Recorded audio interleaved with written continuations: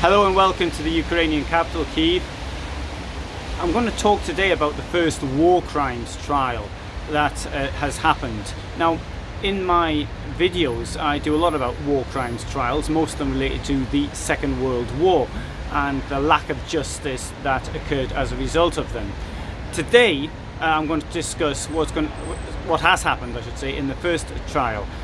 That was of a 21-year-old sergeant who in fact looks a lot younger than 21, and it's in some ways it's hard to believe that he was a sergeant.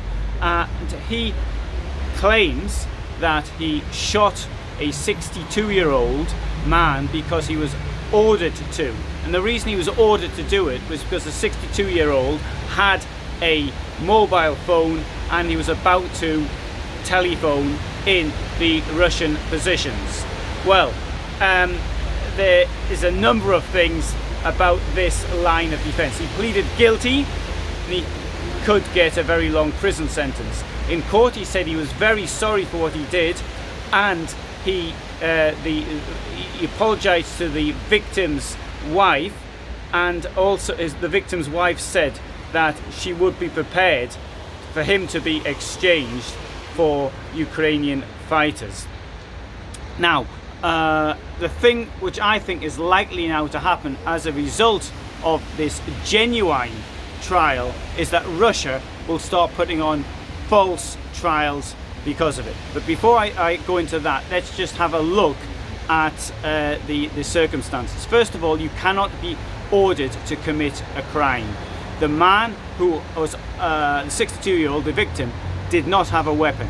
There was absolutely no reason for him to be killed at all. This is cold-blooded murder, no other way of putting it. So this happened to the northwest of where I am standing right now, and I'll be doing videos from that area as well. Irpin, Bucha.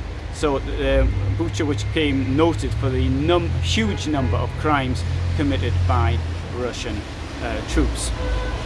Now, having said that, let's have a look at Russia's previous history on false claims, false trials, such as that Sergei Magnitsky, for example, Khodorovsky. Okay, these were people who were trying to expose corruption in Putin's dictatorship.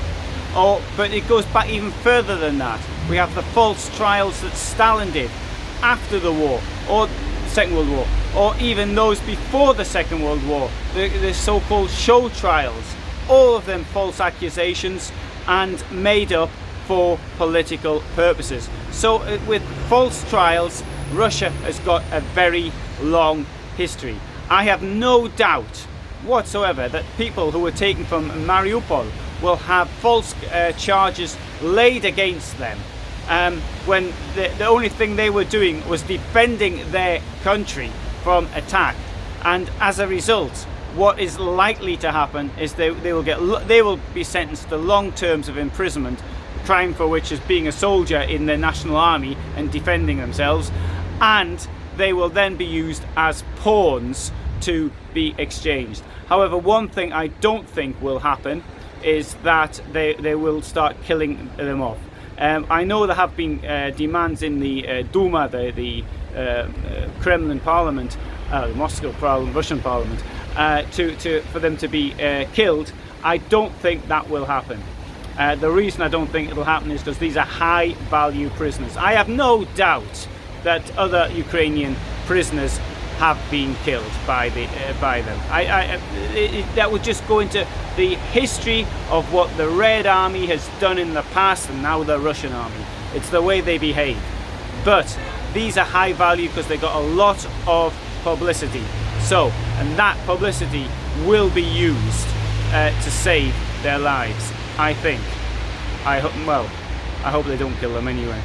So, if you've got any comments you'd like to make, put them in the comment section below. I am now in Ukraine, reporting from here, and I shall be here for some time yet. So thanks very much for listening, and if you are interested in this sort of subject, then do subscribe.